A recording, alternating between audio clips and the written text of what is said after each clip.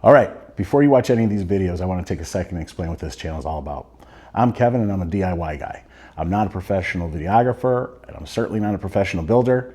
I figure things out, I screw things up sometimes, a lot of the times, and I show the process as it happens. The Boogeyman project started as a way for me to document the process of me building out my 24 Silverado.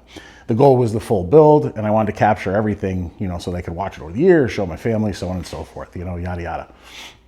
But once the project got underway and things started coming up, it felt worth it to show everybody how it actually plays out, not just the clean parts. This is definitely not a flex build, it's not a parts list, and it's not edited to make everything look perfect all the time.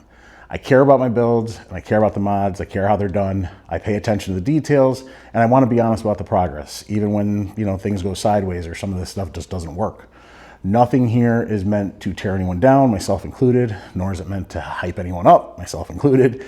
It's just real decisions with real outcomes made in the real time. With that, episode 1 is the drop-off. I hope you tune in and watch it, because this is where it all starts. And then subscribe early, stick around, because we're going to have some fun. So thanks for stopping by.